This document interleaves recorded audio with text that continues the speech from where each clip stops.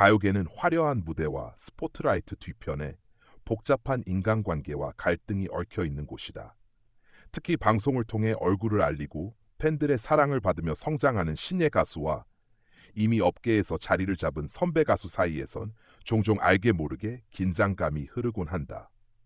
이러한 긴장과 갈등은 때로는 대중의 눈에 드러나기도 하고 또 어떤 경우에는 오랜 시간이 지나 비극적인 결말을 맞이하면서 회자되기도 한다.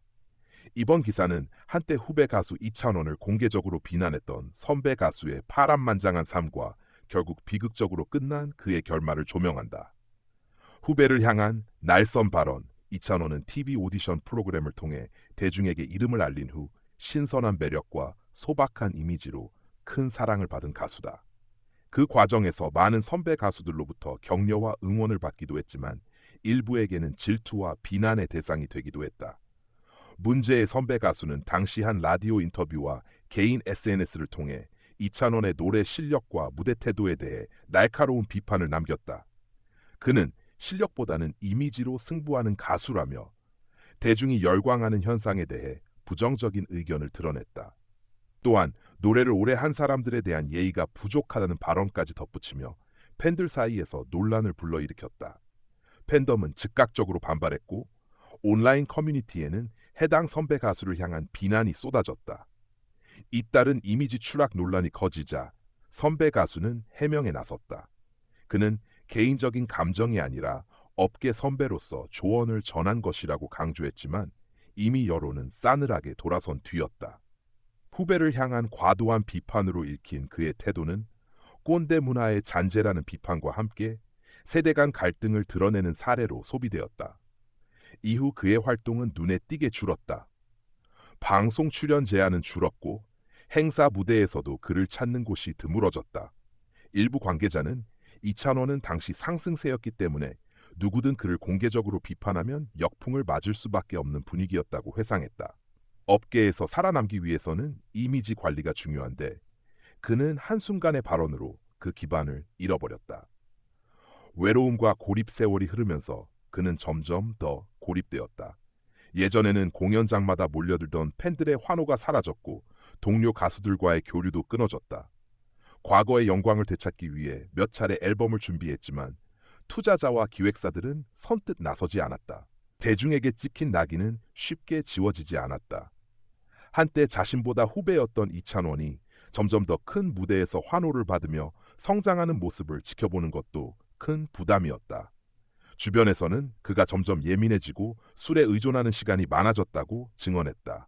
음악 활동은 줄었지만 개인적 고뇌는 더욱 깊어졌다. 비극의 그림자. 결국 그는 어느 날 세상을 떠났다는 소식으로 언론의 주목을 다시 받게 되었다. 정확한 사인은 즉각 공개되지 않았지만 오랜 우울증과 외로움이 주요 원인이었다는 추측이 지배적이었다. 팬들과 업계 관계자들은 충격에 빠졌다. 그가 그렇게 힘들 줄 몰랐다는 반응과 함께 가요계의 치열한 경쟁과 인간관계의 그늘을 다시금 돌아보는 계기가 되었다. 그의 장례식에는 많은 후배 가수들이 조문을 왔다. 그 중에는 이찬원 역시 있었다. 이찬원은 저를 향한 비판이 있었지만 선배님의 진심에는 음악을 사랑하는 마음이 있었다고 믿고 싶습니다. 라는 짧은 발언을 남겼다. 그의 태도는 많은 이들에게 울림을 주었고 대중은 다시 한번 스타들의 세계가 화려함 뒤에 얼마나 외로운 길인지 성찰하게 되었다. 업계의 교훈. 이번 사건은 단순히 한 가수의 비극적 결말로 끝나지 않았다. 연예계와 음악계는 이 일을 계기로 선후배 문화에 대해 다시 논의하기 시작했다. 과거에는 선배의 권위와 후배의 복종이 당연시되었지만 시대가 변하면서 후배에게는 더 큰 자유와 창의성이 요구된다.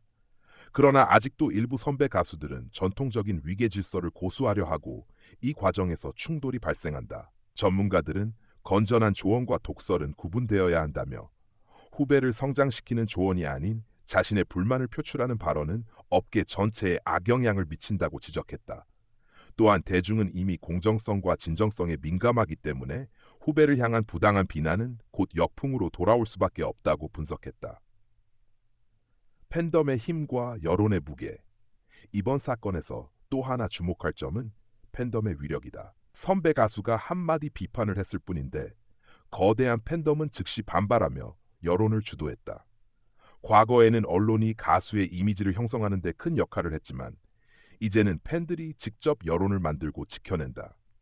이찬원 팬덤의 단합된 움직임은 선배 가수를 궁지로 몰았고 결과적으로 그의 커리어에 치명타를 입혔다.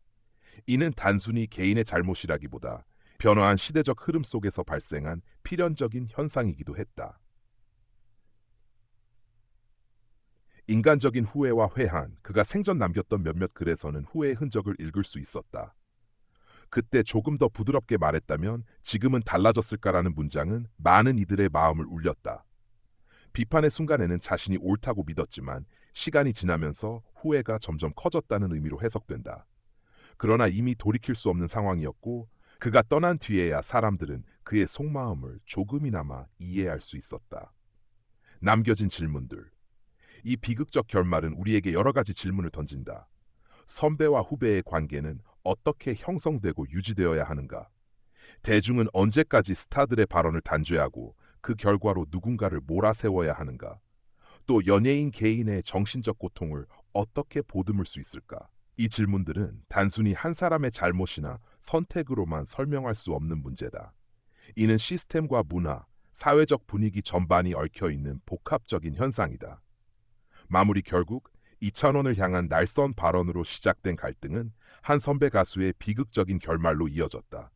그의 인생은 짧고 고통스러웠지만 그 과정에서 업계와 대중이 배워야 할 점은 분명하다. 비판은 언제나 상대를 위한 진심이어야 하고 대중의 사랑을 받는 직업군에게는 더욱 신중한 언행이 요구된다. 음악은 사람을 위로하고 서로를 잇는 다리가 되어야 한다. 그러나 때로는 그 음악을 만드는 사람들조차 외로움과 갈등에 무너질 수 있다. 이번 이야기는 우리에게 단순한 가십이 아닌 인간적 성찰과 사회적 교훈을 남겼다. 약 1100단어 분량의 기사로 작성되었습니다. 원하시면 문단별 소제목을 줄이거나 더 서술적으로 다듬어 드릴 수도 있습니다. 원하실까요?